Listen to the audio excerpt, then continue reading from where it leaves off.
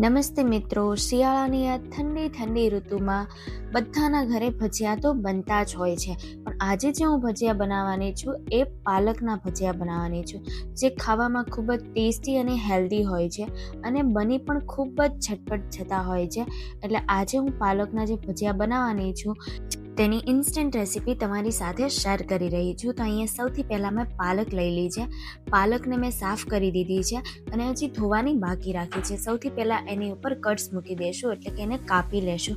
એને બને એટલી નાની સાઇઝમાં કાપવાની છે. પાલકને ચોપિંગ પેડ ઉપર જ્યારે આપણે કટ કરીએ છીએ ત્યારે એને લાંબી લાંબી કાપી અને આવી રીતના કટ મૂકશું તો તે બારીક એકદમ સમારી જશે. એટલે ત્યારબાદ એને કટ કર્યા બાદ આપણે એને એક કાણાવાળા વાસણમાં લઈ અને 4 થી 5 વાર વોશ કરવાની છે, કારણ કે આની અંદર માટીનો ભાગ વધારે હોય છે અને બોઇલ કરીને જ યુઝ કરવી જોઈએ. પણ જ્યારે આપણે શાક બનાવીએ છીએ ત્યારે એવી રીતના યુઝ કરશું. અત્યારે બોઇલ કરશું તો એકદમ એ કોમળ બની જશે. આપણે થોડી ફ્રેશ જોતી છે એટલે એને સાફ કરી નાખી છે. ત્યારબાદ અહીંયા મેં લીલું લસણ લઈ લીધું છે. લીલા લસણનો ઉપરનો ભાગ છે, ટોપનો ભાગ, એ કાઢીને સાઈડમાં મૂકી દેવાનો છે અને જે પાંદડાનો ભાગ છે એને આવી રીતના લાંબા લાંબા કટ કરી નાખવાના છે.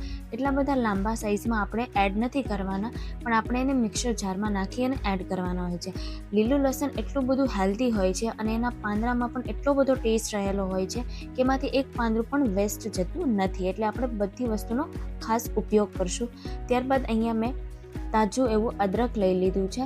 આદુને આપણે છીલી નાખશું અને આદુ પણ ખૂબ જ સરસ એવો ટેસ્ટ આપતો હોય છે અને શિયાળાની ઋતુમાં સૂંઠ અને આદુ વધારેમાં વધારે માત્રામાં ખાવું જોઈએ, જેથી કરીને શરીરમાં ગરમાહટ બની રહે. એટલે અહીંયા મેં આદુ છે એને પણ છીની લીધું છે. ત્યારબાદ અહીંયા મેં તીખા લીલા મરચાં લઈ લીધા છે, એને કટ કરી નાખશું. અહીંયા થોડું તીખું વધારે જોશે. શિયાળાની ઋતુમાં આપણે બને એટલું સ્પાઇસી ખાઈ શકીએ છીએ. તો અહીંયા 4 થી 5 નંગ જેટલા મેં તીખા મરચાં લઈ લીધા છે. તમે તમારા સ્વાદ પ્રમાણે વધારે અથવા ઓછા કરી શકો છો. અને હવે આ બધી વસ્તુને આપણે મિક્સર જારમાં ટ્રાન્સફર કરી દઈશું. તો અહીંયા લીલા મરચાં છે એ એડ કરી દીધા છે. ત્યારબાદ આદુ હમણાં આપણે છીલી નાખ્યું છે એ એડ કરી નાખશું અને લીલું લસણના પાન છે એ એડ કરવાના છે. ઉપરનો ભાગ છે એ એડ નથી કરવાનો, ખાલી પાનનો ભાગ જ એડ કરવાનો છે. અને અહીંયા મેં ફ્રેશ કોથમીરની દાંડી છે એ પણ એડ કરી છે. આનાથી ટેસ્ટ ખૂબ જ સરસ આવે છે અને જો તમને એવું લાગે તો ઝીણી ઝીણી તમે કટ કરીને પણ નાખી શકો છો. મેં બધું મિક્સર ગ્રાઇન્ડમાં ગ્રાઇન્ડ કરી નાખ્યું છે. પછી થોડું એવું લીંબુ એની અંદર સ્ક્વીઝ કરી દઈશું અને ટેસ્ટની અકોર્ડિંગ થોડુંક આપણે મીઠું એડ કરી દઈશું અને પછી એને સારી એવી એક પેસ્ટ રેડી કરી દેવાની છે. તો અહીંયા મેં પેસ્ટ છે એમાં થોડું પાણી પણ એડ કર્યું છે, કારણ કે મેં દરદરી પેસ્ટ નથી રાખી, થોડી સ્મૂથ જેવી પેસ્ટ મારે જોઈતી, કારણ કે મારે લીલા કલરના ભજીયા બને એવો મારો આશ્રય હતો. એટલે મેં લીલા કલરના કલર આપવા માટે લીલી એકદમ પેસ્ટ બનાવી છે. તમને એવું લાગે તો તમે દરદરી પેસ્ટ પણ બનાવી શકો છો. તો એકદમ ગ્રીન એવી પેસ્ટ બનીને તૈયાર થઈ ગઈ છે. હવે જે ઉપરનો ભાગ આપણે લીલા લસણનો કાઢ્યો હતો એ ઉપરના ભાગને એકદમ બારીક કટ કરી નાખશું.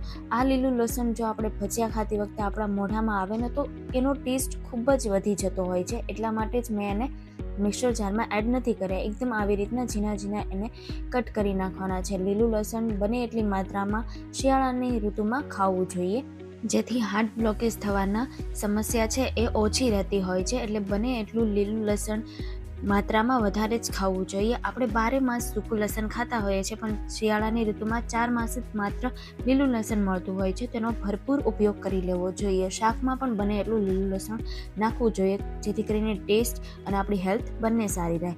પછી અહીંયા મેં ફ્રેશ કોથમીર લઈ લીધી છે, તેને પણ આવી રીતના ઝીણી ઝીણી સમારી લેવાની છે. તમે બધી વસ્તુ જો એકદમ ફ્રેશ યુઝ કરશો ને તો આ ભજીયા એટલા ટેસ્ટમાં યમી બનશે કે તમને એમ થશે કે રોજ બનાવવા જોઈએ.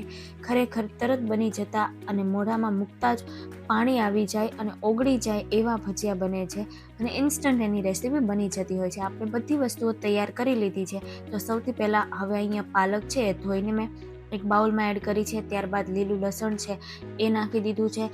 એની પછી કોથમીર છે ઝીણી ઝીણી સમારી એ એડ કરી દઈશું અને જે આપણે હમણાં જ ચટણી બનાવી છે ગ્રીન કલરની એ એડ કરી દઈશું. તમે જોઈ શકો છો કેટલી બધી વસ્તુઓ ગ્રીન બની ગઈ છે અને ગ્રીન કલર પણ આવશે અને ટેસ્ટ પણ એનો ખૂબ જ સરસ આવશે. અહીંયા મેં પહેલેથી જ બટાટાને બોઇલ કરી દીધા હતા, બાફી લીધા હતા અને એને આવી રીતના ગ્રેટ કરી નાખવાના છે, એકદમ છીની નાખવાના છે. એને હાથથી મેશ નથી કરવાના, નહીંતર તે મોંમાં આવશે અને આપણા ભજીયા બરાબર નહીં બને. એટલે એને સારી રીતે અહીંયા 2 બટેટા છે એને મેં ગ્રેટ કરી નાખ્યા છે, જેથી કરીને એનું બાઇન્ડિંગ ખૂબ જ સરસ આવે. હવે અહીંયા અડધી ચમચી જેટલા મેં અજમા લીધા છે, તેને હાથથી મસળી અને પછી એડ કરવાના છે. આ પણ આપણા ટેસ્ટમાં વધારો કરે છે. જે વસ્તુ ટેસ્ટમાં વધારો કરે છે એ વસ્તુ બધી જ આની અંદર મેં ઉમેરી દીધી છે. સ્વાદ પ્રમાણે આપણે મીઠું ઉમેરશું અને અહીંયા બાઇન્ડિંગ માટે મોટી 3 ચમચી મેં ચણાનો લોટ લીધો છે. ચણાનો લોટ ઓછો લેવાનો છે અને બાકી બધી જ વસ્તુઓનું પ્રમાણ વધારે રાખવાનું છે, જેથી કરીને ભજીયા ખૂબ જ સારા બને.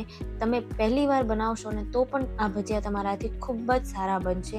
બધી વસ્તુ ફ્રેશ અને આવી જ રીતના બનાવશો તો પહેલી વખતમાં તમારા જે ભજીયા છે એ પરફેક્ટ બનીને તૈયાર થઈ જશે. આપણે મેથીના ભજીયા તો અવારનવાર બનાવતા હોય છે, પણ પાલકના ભજીયા જો તમે એકવાર બનાવશો ને તો તમે મેથીના ભજીયા પણ ભૂલી જશો, એટલા સરસ રીતે બનતા હોય છે.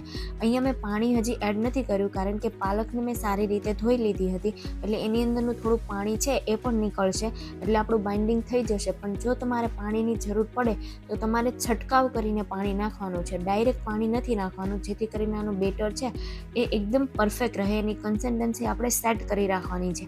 બહુ ઢીલું હશે તો પણ આ ભજીયા સરસ રીતે નહીં બને અને કઠણ હશે તો પણ નહીં બને. અહીંયા મેં ખાવાનો સોડા યુઝ નથી કર્યો, તેમ છતાં આજે આ ભજીયા છે એ ખૂબ જ સરસ એવા પોચા રૂ જેવા બનીને તૈયાર થશે. અહીંયા બીજા ગેસ ઉપર મેં તેલને પણ ગરમ કરવા મૂકી દીધું હતું, જેથી કરીને એ પણ એ ટેમ્પરેચર સાથે સેટ થઈ જાય. જ્યારે પણ આપણે ભજીયા બનાવતા હોય ત્યારે તેલનું ટેમ્પરેચર ખૂબ જ સારું રાખવું જરૂરી છે, નહીં તો ભજીયા છે એ અંદરથી કાચા રહે છે અને બહારથી એકદમ બળી જાય છે. અને આ કન્સિસ્ટન્સી આવે ત્યાં સુધી બેટરને સખત હલાવી અને મિક્સ કરવાનું છે. હવે અહીંયા તેલ સેટ થઈ ગયું છે, તો એક પછી એક આપણે ભજીયા તેલમાં મૂકવા માંડશું અને તમે જોઈ શકો છો ઉપર તરત આવી જશે અને બબલ્સ પણ આવવા માંડ્યા છે. બબલ્સ થોડા ધીરે ધીરે નીચે જાય અને ભજીયા ઓટોમેટિક ઉપર આવી જાય, પછી જ એને આપણે હલાવવાના છે. અને ગેસની ફ્લેમને મેં એકદમ ધીમી રાખી છે.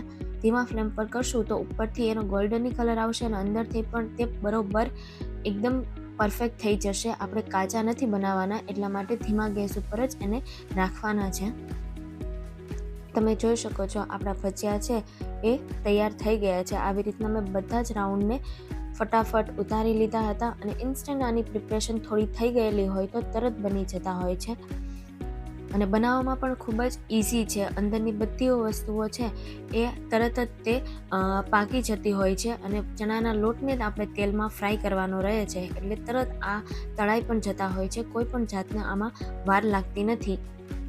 તો ગરમા ગરમ પાલકના ભજીયા તૈયાર છે, એને કેચઅપ સાથે સર્વ કરીશું અને આ ખૂબ જ સરસ બને છે. તો તમે એકવાર જરૂરથી ટ્રાય કરજો અને મને કમેન્ટ્સ કરવાનું બિલકુલ નહીં ભૂલતા કે તમને આ ભજીયા કેવા લાગ્યા. મેથીની કમ્પેરિઝનમાં પાલકના ભજીયા ખૂબ જ સરસ અને હેલ્ધી હોય છે અને ખાવામાં પણ એકદમ પોચા હોય છે, ઇન્સ્ટન્ટ બની જતા હોય છે. તો જરૂરથી ટ્રાય કરજો અને આવી અવનવી રેસિપીઝ જોવા માટે આરુષ ફ્લેવર ફ્યુઝનને લાઇક, શેર અને સબસ્ક્રાઈબ કરવાનું બિલકુલ પણ નહીં ભૂલતા. Take care, by.